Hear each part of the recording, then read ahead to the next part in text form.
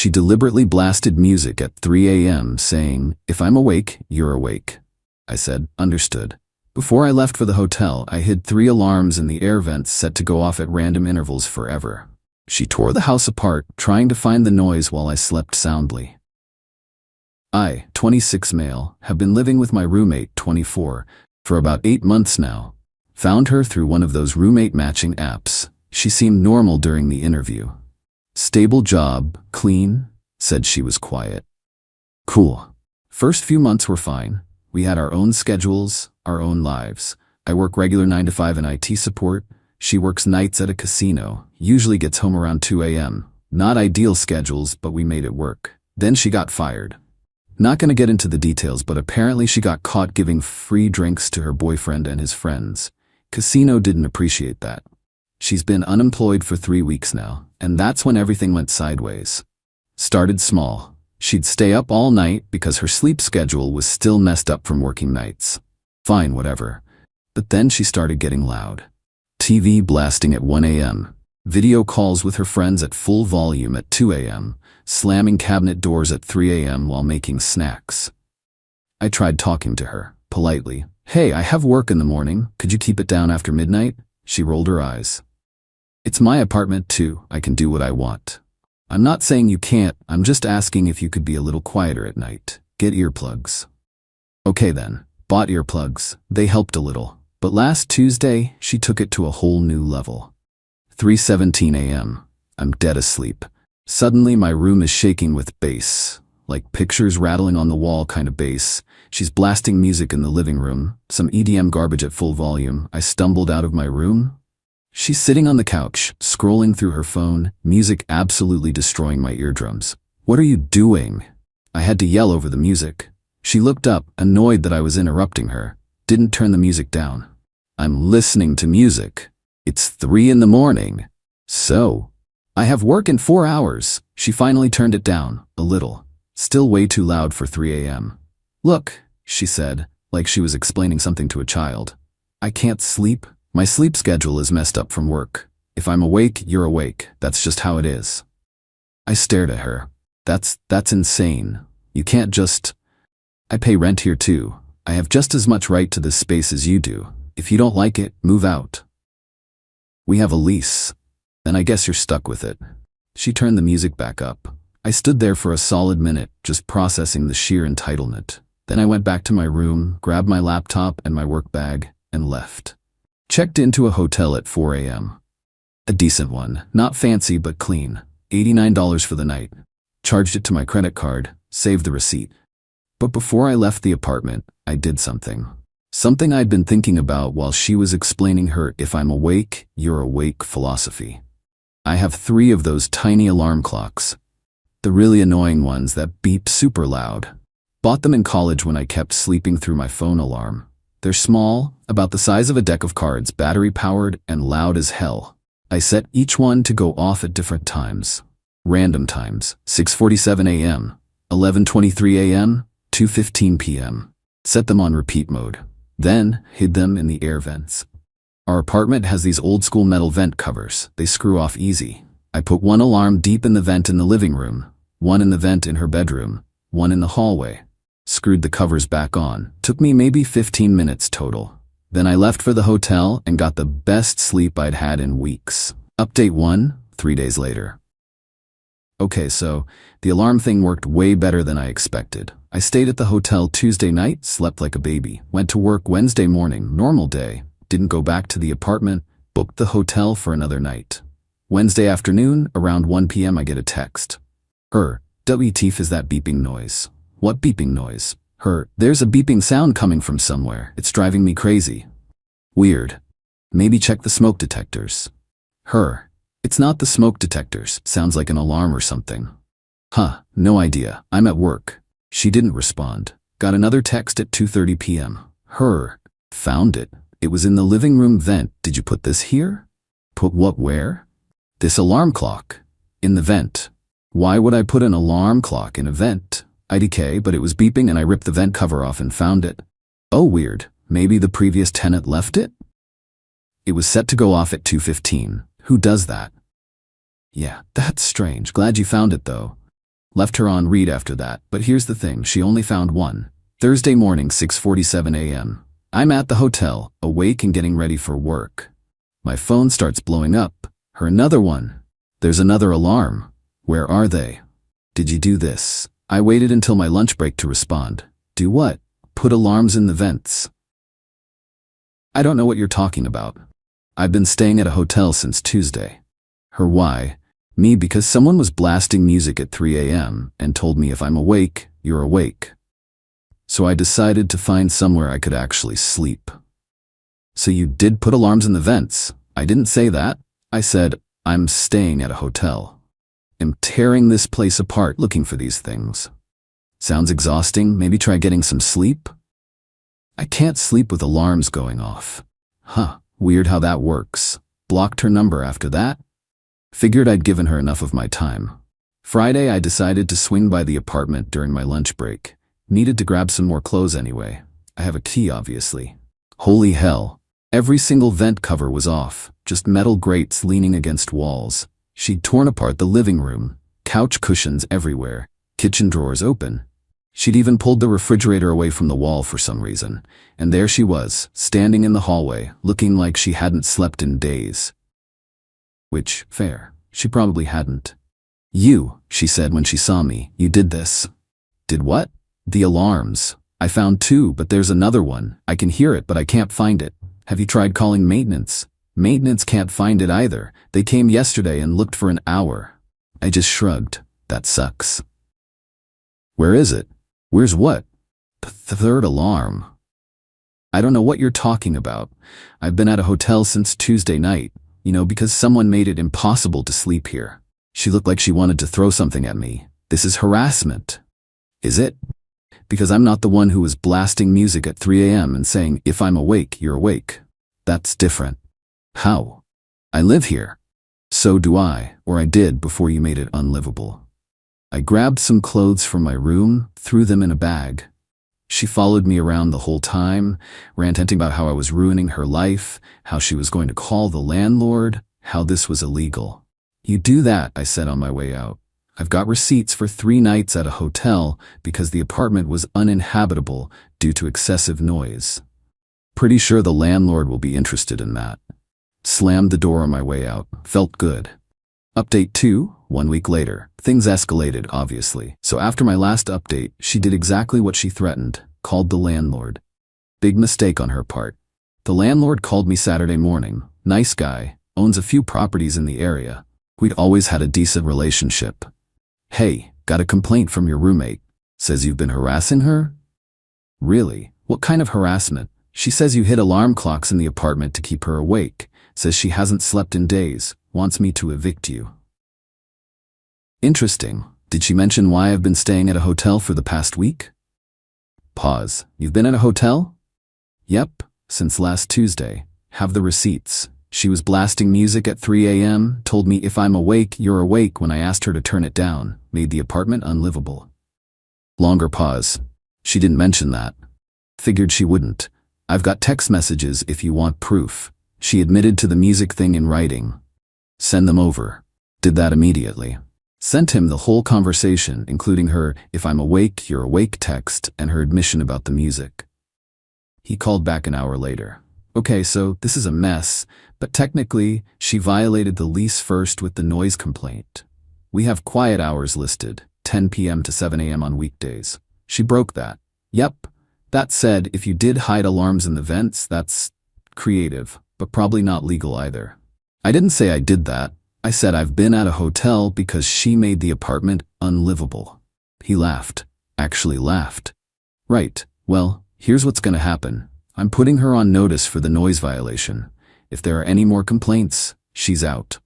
As for you, you're paid through the end of the lease, so you're good. What about the hotel costs? That's between you two. Might want to consider small claims court if she won't pay up. And if she keeps blaming me for the alarms. Not my problem. That's your roommate drama.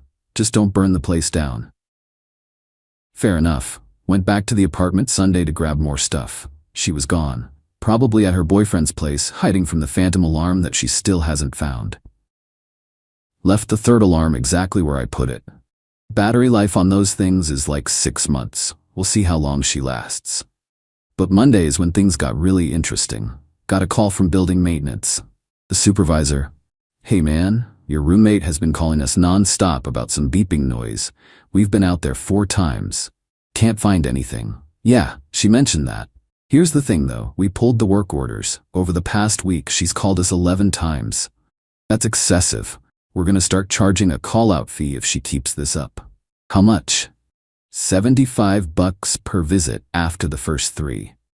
I did the math. She'd already racked up $600 in potential fees. Beautiful. You should probably tell her that.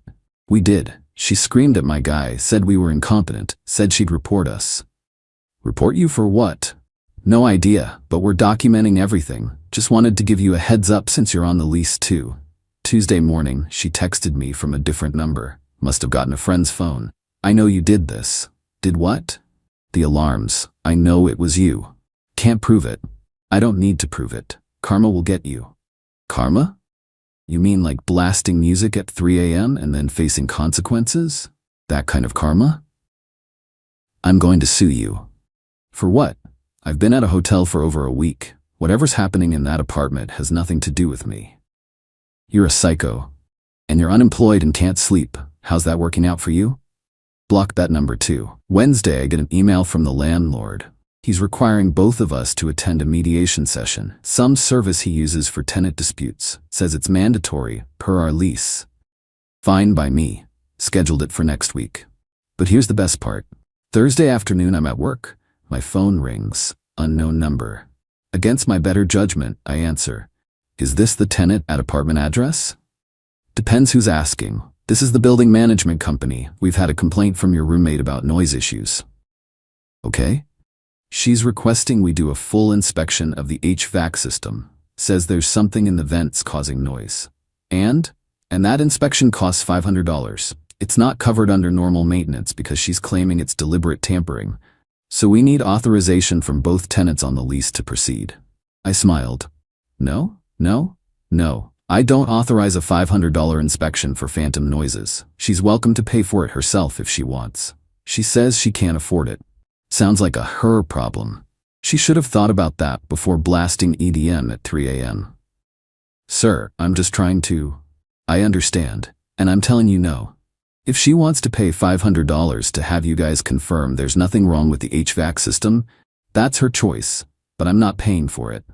They called her right after, apparently. Because I got a text from yet another new number 20 minutes later. You piece of garbage. Who is this? You know who this is? New phone, who dis? I'm going to make your life hell. You already tried that. How'd it work out for you? No response. The mediation session is tomorrow. Cannot wait. Final update. 2 weeks later, mediation was a disaster. For her, showed up on time, conference room at the property management office, landlord was there, plus some mediator lady they'd hired. Professional type, neutral face, stack of papers. My roommate showed up 15 minutes late, looked terrible. Dark circles under her eyes, hair a mess, wearing sweatpants and a stained hoodie. Clearly hadn't been sleeping. Good. Mediator started with the basics. We're here to resolve the ongoing dispute between roommates regarding noise complaints and alleged harassment. Let's start with you. She nodded at my roommate. What's your primary concern? He put alarms in the apartment, in the vents. They go off at random times and I can't find them. I haven't slept in 2 weeks. Mediator looked at me. Is this true? I don't live in the apartment anymore.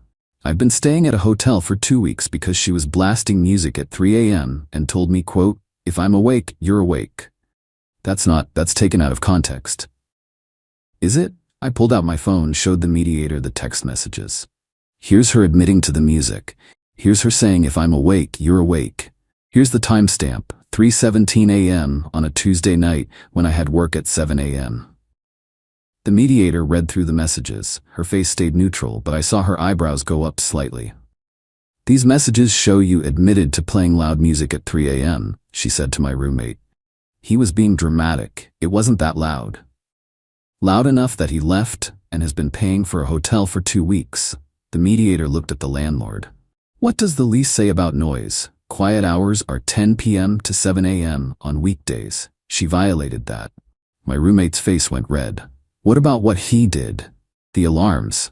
Can you prove he put alarms in the vents? The mediator asked. He admitted it in texts. Actually, I said calmly, I never admitted to anything. I asked how karma was working out for her. That's not an admission. The mediator looked at me. Did you put alarms in the vents? I've been at a hotel for 2 weeks. Whatever's happening in that apartment has nothing to do with me anymore. That's not an answer. It's the only answer I'm giving. Landlord jumped in. Look, here's where we are. She violated the lease with the noise. That's documented. Whether or not he did something in retaliation we can't prove, but she's the one who started this. That's not fair. Life's not fair, I said. You wanted to play games at 3 a.m. You're dealing with the consequences. She literally started crying. Full breakdown. I just want to sleep. I can't sleep. Every time I start to drift off, there's a beeping. I've torn apart every room. Maintenance can't find it. I'm going insane. The mediator slid a box of tissues across the table. Have you considered moving out? I can't afford to break the lease. What about you? The mediator looked at me. Would you be willing to move out? Nope. I'm paid through the end of the lease. If anyone's leaving, it's her. I can't afford that. Should have thought about that before you got fired and started throwing all-night raves. Landlord cleared his throat. Here's what I can offer. She's already in violation of the lease due to the noise complaints. I'm willing to let her out of the lease without penalty if she's gone by the end of the month. That's 2 weeks. She stared at him. Are you serious? Dead serious. You violated the lease. I'm being generous even offering this. What about the deposit? You'll get your half of the deposit back minus any damages and unpaid fees.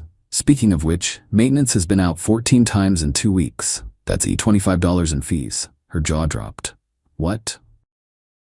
After the first 3 visits, it's $75 per call-out. You called 14 times total. That's 11 billable visits. $825. That's insane. That's what happens when you abuse the maintenance system. Those fees come out of your deposit. She looked like she was going to pass out.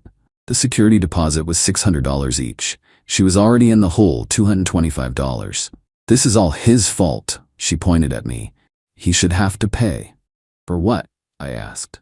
Hotel costs? Yeah, you're right. You owe me $1,046 for 2 weeks of hotel stays because you made the apartment unlivable. I'm not paying that. I pulled out a folder, handed copies to the mediator and landlord. Receipts for every night, all dated, all because of documented noise violations. The mediator looked through them. These are legitimate expenses incurred due to uninhabitable living conditions caused by the other tenant's lease violations. You would have a strong case in small claims court. My roommate's face went from red to white. You're suing me? If you don't pay, yeah, plus the $825 maintenance fees you owe the landlord, you're in for about $2,000 total. She stood up, started pacing. This is ridiculous. This is all because you're a whiny baby who can't handle a little music. At 3 a.m. on a work night, after you literally said, if I'm awake, you're awake. I was joking. Weird joke, I didn't laugh. The mediator cut in.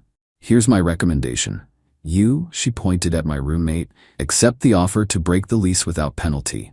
You move out by the end of the month. You pay the $825 in maintenance fees, and you pay his hotel costs. All of that, and he agrees not to pursue further action. I don't have that kind of money. Then set up a payment plan, but that's my recommendation. Otherwise, this goes to small claims court. You'll likely lose, and you'll owe even more in court fees. My roommate looked at me, pure hatred in her eyes. Fine, I'll move out, but I'm not paying you a dime. Cool, see you in court then. She stormed out, slammed the door so hard the mediator jumped. Landlord sighed. Well, that went about as well as expected. So she's out end of month? If she doesn't move out voluntarily, I'll start eviction proceedings. The noise violations are enough. And the hotel costs? Small claims court, you've got all the documentation. Filed the paperwork that afternoon. Small claims court for $1,446 plus the filing fees. Court date set for next month. She moved out last weekend. Didn't say goodbye. Left her room a mess. Holes in the wall, stains on the carpet. Landlord's keeping her deposit and billing her for damages. I moved back into the apartment yesterday. First thing I did, retrieved the 3rd alarm from the hallway vent. Battery was still going strong. Put it on my desk as a souvenir. Court's in 3 weeks. My lawyer friend says it's a slam dunk. She violated the lease. I have documented proof of expenses. She admitted to the noise in writing.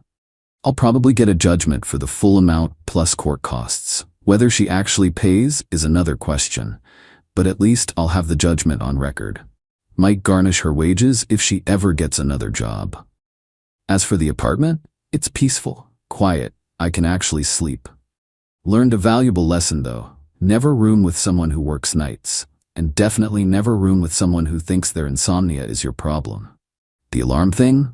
Yeah, I did it. Was it petty? Absolutely. Was it justified?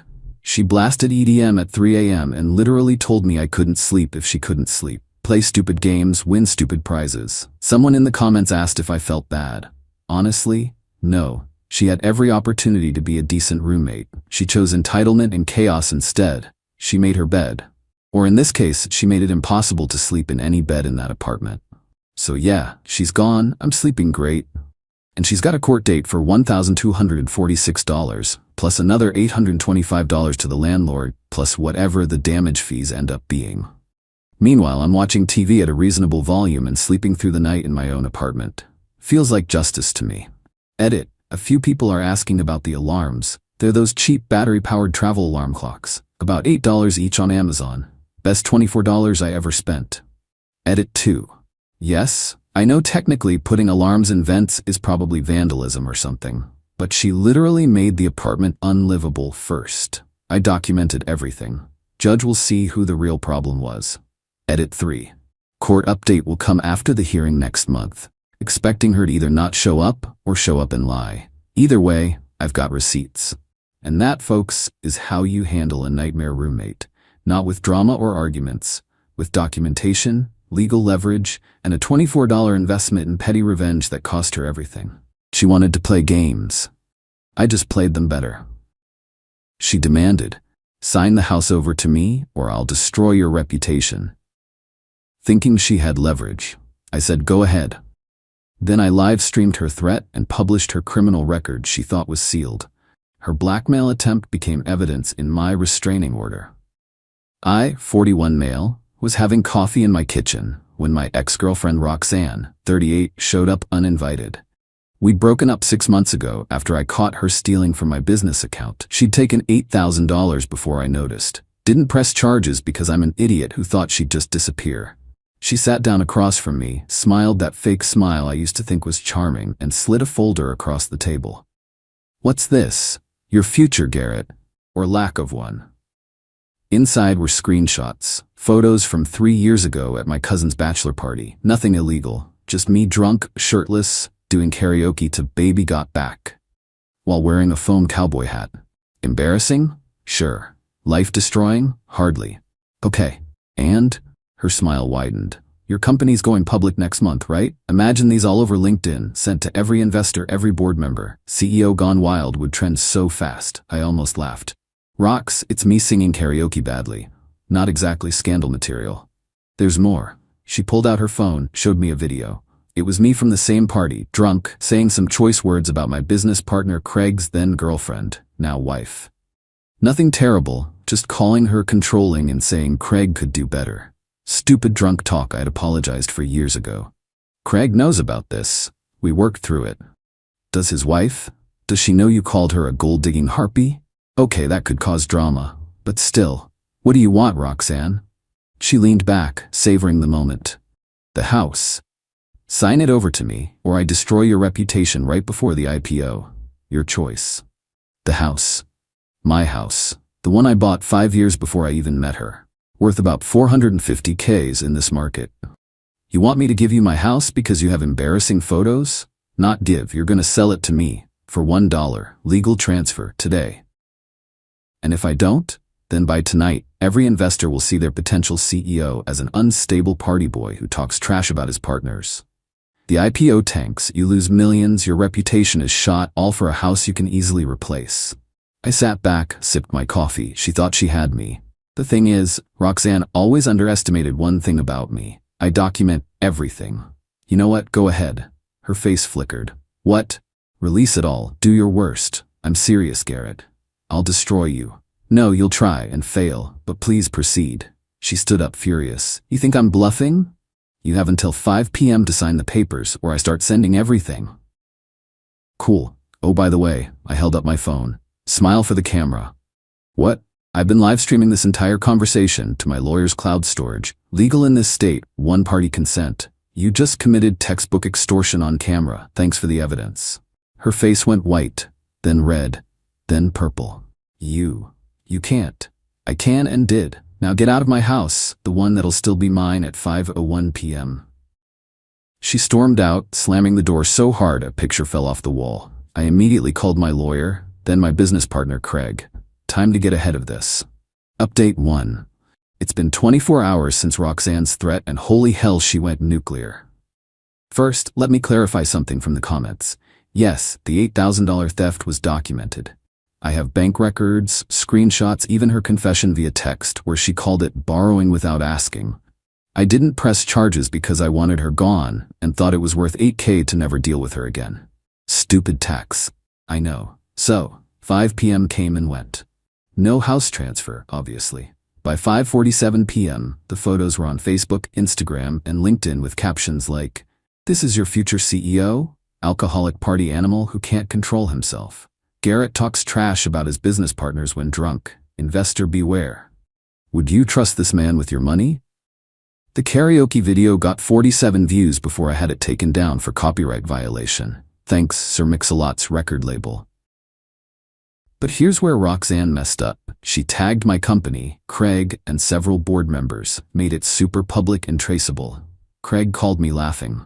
Bro, did she really think a video of you calling Monica controlling 3 years ago would end us? Monica's watching it right now. She says you were right. She was controlling back then. We laugh about it now. My board? They were less amused, but more concerned about the extortion attempt. Legal immediately issued cease and desists. Then Roxanne escalated. She created a fake LinkedIn profile as a former employee and posted a long rant about how I was an abusive boss who stole ideas and took credit for others' work. Problem? I could prove she'd never worked for my company. LinkedIn nuked the profile in 6 hours. Next, she called my mortgage company claiming to be my wife, trying to get information about my house. They recorded the call as they do and flagged it as potential fraud. But the peak stupidity? She filed a police report claiming I'd stolen from her. Said I'd taken $10,000 from her during our relationship. The detective called me. "Mr. Thompson, someone filed a theft complaint against you. Can you come in?" Absolutely, bringing my lawyer and documentation. At the station I showed them bank records showing she took $8,000 from me, text messages where she admits to taking it, the live-streamed extortion attempt, her social media posts clearly showing harassment, the fraudulent LinkedIn profile metadata. The detective's face was priceless. So, she stole from you, tried to extort you, and then reported you for theft? Yep, that's bold. They didn't just dismiss her complaint, they charged her with filing a false report. But Roxanne wasn't done. Oh no. She went to my gym and told the manager I was dangerous and she feared for her safety, so they should ban me. The manager called me immediately because we've been friends for 5 years. "Garrett, your ex is here saying you're stalking her." I'm literally in my office right now. Check my key fob entry. Haven't been to the gym in 3 days. He pulled the logs, showed her I hadn't been there. She tried to argue that I was psychologically stalking her. He asked her to leave. She refused. They called the cops. Same detective from earlier showed up. "Ma'am, you again? You filed a false report this morning and now you're making false stalking claims?" She tried to run.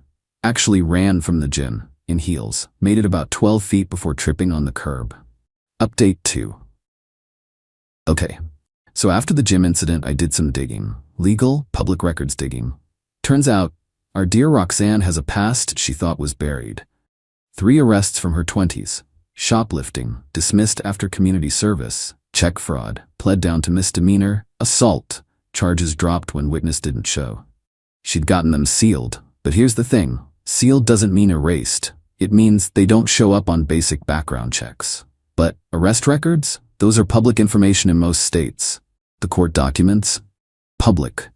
The police blotters from 10 years ago? Archived online by local newspapers. I didn't even have to try hard. 15 minutes on Google, and I had everything. I made a simple website. The truth about Roxanne Mitchell. Not defamation, if it's true. Right? Every claim backed up with links to official sources. No editorializing, just facts. Arrested on date for check fraud. Case number, source, courthouse link. Charged with assault on date. Victim, her then roommate. Source, please blotter archive. Added a section about the current extortion attempt with the video clip where she literally demands my house. Then I sent the link to her employer. See, Roxanne works in financial services. As a compliance officer, the person who makes sure everyone else follows the law. Her boss called me within an hour. Mr. Thompson, we need to verify this information you've sent. Every link goes to official sources. Feel free to verify. She handles sensitive financial data. I'm aware. And she tried to extort you? Video evidence is on the site. We'll be conducting an internal investigation. Roxanne found out about the website that afternoon. The texts came in like a tsunami. Take it down now. This is illegal. You're ruining my life. I'll sue you for everything. Please, I'm sorry, just take it down. I'll leave you alone forever if you delete it. I'm calling my lawyer. My lawyer says you have to take it down. Please. I didn't respond, just screenshotted everything for my restraining order application. Then she made her biggest mistake yet. She showed up at my house at 2 a.m., drunk, with a baseball bat, started screaming about destroying my car if I didn't take down the website. My security cameras caught everything. The neighbors called the cops. She was swinging at my car when they arrived. Arrested for attempted destruction of property, violation of the emergency restraining order. I'd gotten that afternoon. Public intoxication, terroristic threats. Yes, that's a real charge. The arrest was beautiful. She tried to tell the cops I was the real criminal, that I was harassing her with lies online. Cop, ma'am, you're drunk, holding a weapon at his house at 2 a.m., threatening property damage. Whatever website issue you have is a civil matter. This is criminal. Update 3. The restraining order hearing was yesterday. I thought Roxanne might not show, considering she was facing criminal charges. Nope. She showed up with her mom, Eunice, her sister Tiffany, and some bargain basement lawyer who looked like he'd rather be anywhere else. I had the extortion video, 247 threatening texts, security footage of the baseball bat incident, bank records of the theft, the false police report she filed, witness statements from neighbors, Jim's security footage of her lying about stalking. She had the karaoke photos, a printout of my website, her emotional distress. Her lawyer tried to argue I was the aggressor. My client is the victim of a sustained harassment campaign. Mr. Thompson created a website specifically to destroy her reputation. My lawyer, your client attempted to extort a $450,000 property using revenge porn laws that don't even apply to fully clothed karaoke photos. When that failed, she escalated to harassment, false reports, and property destruction. The website contains only public records and her own words. Judge, Miss Mitchell, did you demand Mr. Thompson's house in exchange for not releasing photos? He's twisting everything. I just wanted what I deserved after our relationship. That's a yes. Did you show up at his house with a baseball bat? I was emotional, also a yes. Then Eunice stood up. Your Honor, my daughter is a good person. He drove her to this. He's a manipulative narcissist who, ma'am, sit down or leave. This is a kangaroo court. You're all in on it together. Bailiff, remove her. As Eunice was escorted out screaming about corruption, Tiffany tried to secretly record on her phone. Court officer caught her, confiscated the phone. That's contempt of court. Tiffany started crying. The judge had seen enough. Miss Mitchell, your behavior constitutes criminal extortion, harassment, and stalking. The restraining order is granted for the maximum 5 years. You are not to contact Mr. Thompson directly or indirectly, come within 500 feet of his home or workplace, or make any posts about him on social media. Roxanne, but what about my job? His website is destroying my career. Your criminal behavior destroyed your career. Court actions are public record. Mr. Thompson has every right to share factual information. Perhaps you should have considered consequences before attempting extortion. Her lawyer tried one last thing. Your Honor, we'd like to file a counter-restraining order. On what grounds? That Website? Denied. Anything else? The best part? Local court reporter was there. The story ran that evening. Local woman arrested for extortion after demanding ex's house for embarrassing photos. The website now ranks first when you Google her name. Final update. It's been 3 months since the restraining order. Here's where everyone ended up. Fired from her compliance officer job. Extortion and fraud aren't great for financial services. Pled guilty to reduced charges, harassment and false reporting. Got 18 months probation, 200 hours community service. Has to pay me $8,000 restitution for the theft. Finally. Moved back with her mom. Applied to 30+ jobs, all rejected after background checks. Started selling MLM weight loss shakes on Facebook, barely making $200 a month. Posted once about surviving narcissistic abuse. Got roasted in comments by people who knew the real story. Her dating profiles keep getting reported and taken down when people recognize her from the news article. The criminal record website I made? Still up. Still the first result. Updated with her recent convictions. All factual. All public record. My lawyer made sure it's bulletproof legally. Her enablers. Eunice, mom, was banned from the courthouse for 6 months for her outburst. Tried to sue me for defaming her daughter. Case dismissed immediately. Posts daily about the corrupt legal system to her 47 Facebook friends. Tiffany, sister, got 50 hours community service for contempt of court. Unfollowed Roxanne on everything after having to pick up trash on highways. The plot twist. Last month, got a call from a detective in another state. Roxanne had tried the exact same extortion scheme with another ex 5 years ago. He'd paid her $20,000 to go away. Now, seeing my case public, he wanted to press charges. She's facing federal extortion charges since it crossed state lines. Her new public defender is trying to plea it down, but she's looking at actual prison time. The best revenge. Remember my company's IPO went off without a hitch? The scandal of me doing bad karaoke 3 years ago? Board laughed about it. One investor said it made me more relatable. Stock price up 40% since launch. Used some of the proceeds to buy the house next to Roxanne's mom's place. Not to live in, as a rental. The tenants are a lovely young couple with 3 kids and a drum set. They practice in the garage. Is that petty? Absolutely. Do I care? Not even slightly. Me now, house still mine, obviously. Relationship with business partner stronger than ever. Monica thinks the whole story is hilarious. Dating a forensic accountant I met during the legal proceedings. She loves that I document everything. Considering writing a book, How to Survive Extortion, a guide to documentation. Still have the baseball bat she brought, mounted it in my office labeled Exhibit A. Lessons learned. 1. Always document everything. 2. Never pay extortion. 3. Public records are your friend. 4. Security cameras are worth every penny. 5. When someone threatens to destroy your reputation, let them. They'll destroy their own instead. To everyone asking if I feel bad about the website, she tried to steal my house through extortion. She filed false police reports. She showed up with a weapon. The website only contains truth. Actions meet consequences. Last week, I got a letter from her through her lawyer asking me to take down the website as an act of mercy. I framed it. It hangs right next to the baseball bat.